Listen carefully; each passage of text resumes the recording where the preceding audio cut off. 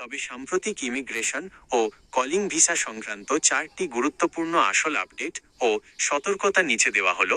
1.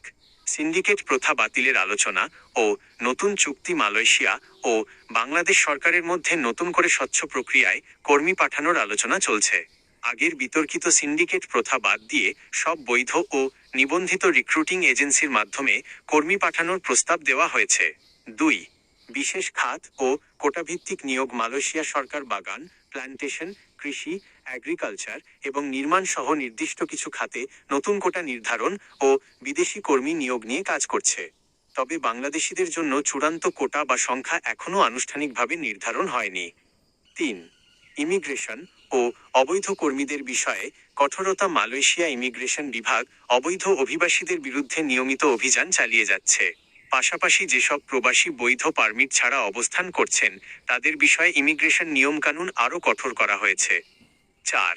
আর্থিক লেনদেন ও ভুয়া খবরের বিষয়ে সতর্কতা। প্রবাসী কল্যাণ ও বৈদেশিক কর্মসংস্থান মন্ত্রণালয় এবং বিএমইটি থেকে বারবার সতর্ক করা হচ্ছে যে সরকারি আদেশ ও বিএমইটি ছাড়পত্র ছাড়া কোনো দালাল বা এজেন্সিকে পাসপোর্ট বা অগ্রিম টাকা দেওয়া থেকে বিরত থাকুন। সামাজিক যোগাযোগ মাধ্যমের মুখরোচক সুসংবাদ শিরোনামে বিভ্রান্ত না হয়ে সরকারি নোটিশ বোর্ড অব bmet.gov.bd এর লিঙ্ক যাচাই করুন।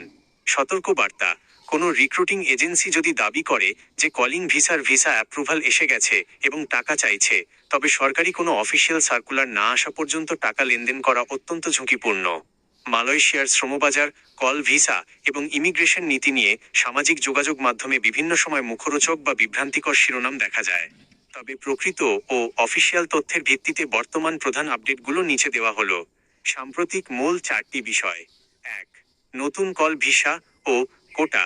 কল ভিসা স্ট্যাটাস: মালয়েশিয়া সরকার বিদেশি কর্মী নিয়োগের ক্ষেত্রে পূর্বের কোটা স্থগিতাদেশ এবং পর্যালোচনা নীতি বজায় রেখেছে। সরকার নতুন করে ঢালাওভাবে কর্মী নেওয়ার জন্য অফিসিয়ালভাবে কল ভিসা উন্মুক্ত করার কোনো নতুন ঘোষণা দেয়নি। 2. নথিপত্রহীন কর্মীদের বিরুদ্ধে চিরুনি অভিযান। ইমিগ্রেশন রেইডস: মালয়েশিয়ান ইমিগ্রেশন বিভাগ অবৈধ বা পাসপোর্ট ভিসাহীন কর্মীদের বিরুদ্ধে অপারেশন মেগা সহ নিয়মিত অভিযান জোরদার করেছে। সঠিক নথিপত্র ছাড়া কর্মস্থলে পাওয়া গেলে আইনগত ব্যবস্থা ও ডিপোর্টেশনের কঠোর প্রয়োগ চলছে। 3. বৈধকরণ বা সাধারণ ক্ষমা।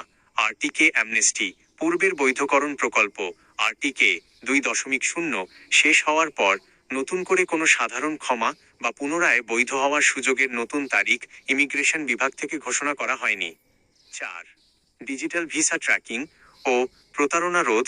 ভুয়া কল ভিসা বা জাল অফার লেটার দিয়ে কর্মী হয়রানি বন্ধ করতে মালয়েশিয়া তাদের ভিসা প্রসেসিং পুরোপুরি ডিজিটাল ব্যবস্থার অধীনে এনেছে। এখন থেকে কর্মী বা নিয়োগকর্তা সরাসরি অফিসিয়াল পোর্টালে ভিসার প্রকৃত স্ট্যাটাস যাচাই করতে পারেন।